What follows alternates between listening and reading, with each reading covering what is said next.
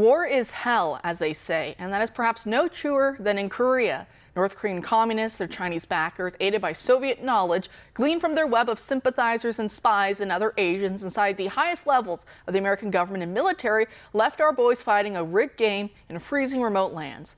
First, it looked like U.S. forces had successfully pushed the commies up to the Chinese border, until the Chinese communists came pouring over the Yalu River, taking back most of the peninsula.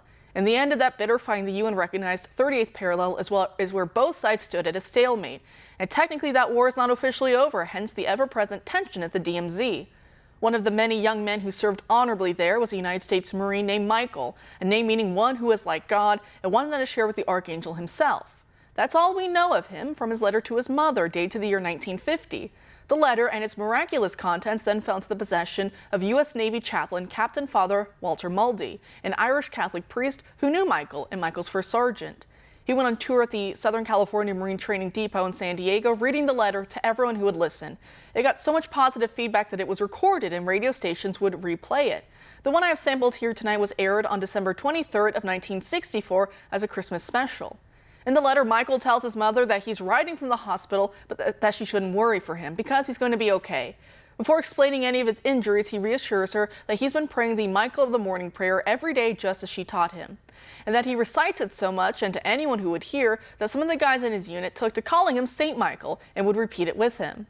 The words of the prayer go like this: Michael, Michael of the morning, fresh core of heaven adorning, keep me safe today, and in time of temptation drive the devil away. Amen.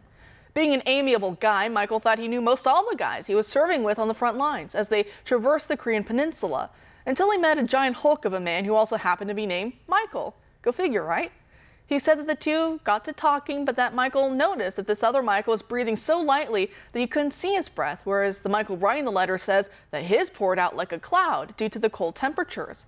After some light banter and laughter, the other Michael dropped his smile and told him that there's going to be trouble up ahead. The letter joked, quote, "Trouble ahead, I thought to myself. Well, with the commies all around us, that was no revelation," end quote. But sure enough, the weather got even worse, stormy with great blobs of snow falling down, enough of a blizzard to separate both the Michaels from the rest of their patrol. And in that moment of separation, they were confronted by at least 7 North Korean communists, outmanning and outgunning the two Michaels. The Navy chaplain reading the rest of the letter explains what happens next. Take a listen. I looked ahead as we came over a little rise. Mom, my heart stopped. There were 7 of them. 7 commies in their padded pants and jackets and their funny hats. Only there wasn't anything funny about them now. 7 rifles ranged at us. "Down, Michael," I screamed and hit the frozen earth.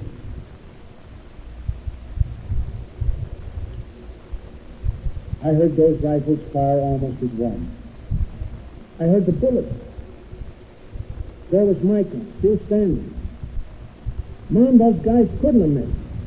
None at that range. I expected to see him literally blown to bits. There he stood, making no effort to fire himself. He was paralyzed with fear.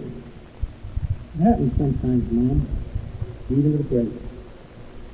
He was just like a bird fascinated by a snake. At least that's what I thought then. I jumped up to pull him down. That's when I got mine. I felt a sudden flame in my chest. I'd often wondered what it felt like to be hit. Now, I know. I remember feeling strong arms about me. Arms that laid me ever so gently on a pillow of snow. I opened my eyes for one last look. I was dying. Maybe I was even dead. I remember thinking, well, this isn't so bad. Maybe I was looking into the sun. Maybe I was in shock.